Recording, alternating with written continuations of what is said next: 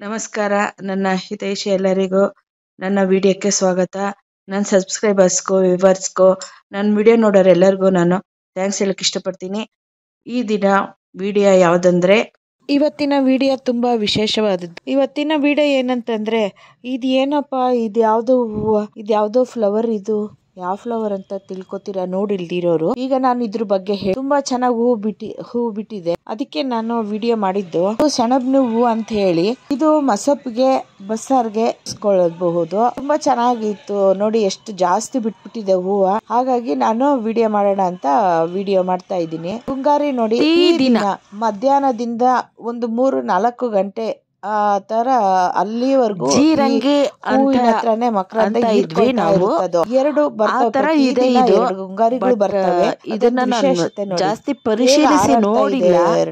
ಇನ್ನೊಂದು ಆ ಕಡೆ ಪಕ್ಕಕ್ಕೆ ಕಾರ್ಕೊಂಡು ಹೊರಟು. ಇದೇ ತರ ಗಿಡಗಳು 10 ಗಿಡಗಳು ಬಿಟ್ರೆ ಸಾಕು, 10 ಜನ ತಿನ್ಬಹುದು ನೋಡಿ, ಬಸ್ಸಾರ್ ಮಾಡ್ಕೊಂಡು. ಸೂಪರ್ ಆಗಿ ಬಂದಿದೆ ಹೂಗಳು. ನಾವು ಚಿಕ್ಕ ವಯಸ್ಸಲ್ಲಿ ಇದು ನಮ್ಮ ಜಮೀನಲ್ಲಿ ನಮ್ಮ ಅಮ್ಮ ಅವರು ಹಾಕ್ತಾ ಇದ್ರು ಹೊಲದಲ್ಲಿ. ತುಂಬಾ ಚೆನ್ನಾಗಿ ಬರೋದು, ನಾವೆಲ್ಲ ಬಿಡ್ಸಕ್ ಹೋಗ್ತಾ ಇದ್ವಿ. ಈಗ ನೋಡಿದ್ರೆ ಜಮೀನಲ್ಲಿ ಹೇಗೆ ಇರ್ತಾ ಇತ್ತು ಅದೇ ಪ್ರಕಾರವಾಗಿ ನನಗೆ ಕಾಣಿಸುತ್ತೆ. ತುಂಬಾ ಖುಷಿ ಆಗೋಯ್ತು, ಅದಕ್ಕೆ ವಿಡಿಯೋ ಮಾಡಿದೆ. ನನ್ನ ಖುಷಿನ ಹಂಚ್ಕೊಳ್ಬೇಕಂತ ಹೇಳಿ ನಾನು ವಿಡಿಯೋ ಮಾಡಿದೆ. ದೊಡ್ಡ ಸ್ವಲ್ಪ ರೆಂಬೆಗಳೆಲ್ಲ ಜಾಸ್ತಿ ದೊಡ್ಡದಾಗಿ ಬೆಳ್ಕೊಂಡಿದ್ವು. 2 ಗಿಡ ಮನೆಗೆ ಆ ರೆಂಬೆಗಳು ಕಟ್ಟಾಗ್ಬಿಡ್ತು, ಒಂದು ಉರುಳಿ ಹೋಗ್ಬಿಟ್ಟಿತ್ತು ಗಿಡ. ತುಂಬಾ ಅದು ತೂಕಕ್ಕೆ ಜಾಸ್ತಿ ಗಾಳಿ ರಭಸಕ್ಕೆ ಬಿದ್ದು ಹೊರಟೋಗ್ಬಿಡ್ತು. ಆದ್ರೂ ಅದಕ್ಕೇನು ಗಿಡಕ್ಕೆ ಹಾನಿ ಆಗಿಲ್ಲ, ಬೇರೆ ಪಾಠ ಹಾಕ್ಬೇಕಷ್ಟೇ, ಪಾಠ ಹೊಡೆದೋಗಿತ್ತು. ಅದನ್ನ ವಿಡಿಯೋ ಮಾಡಿ ನಿಮ್ಗೆ ತೋರಿಸಿದ್ದೀನಿ. ಚೆನ್ನಾಗಿ ತುಂಬಾ ಚೆನ್ನಾಗಿ ಬಿಡುತ್ತೆ.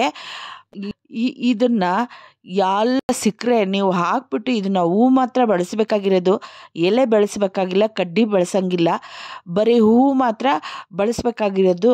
ನೀವು ಇದನ್ನ ರುಚಿ ನೋಡಿ ಅಂತ ಹೇಳಕ್ಕೆ ಇಷ್ಟಪಡ್ತೀನಿ. ಎಲ್ಲಿ ಬೀಜ ಸಿಕ್ಕರೂ ಪರವಾಗಿಲ್ಲ, ತಗೊಂಡು ಹಾಕಿ ನೋಡಿ ನೀವು.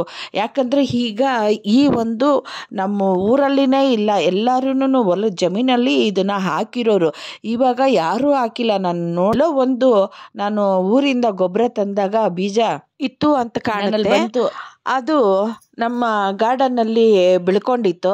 ನನಗೆ ಈ ಸಸ್ಯ ಯಾವುದಂತ ಗೊತ್ತಿದ್ರಿಂದ ನಾನು ಕಿತ್ತು ಬಿಸಾಗಲಿಲ್ಲ.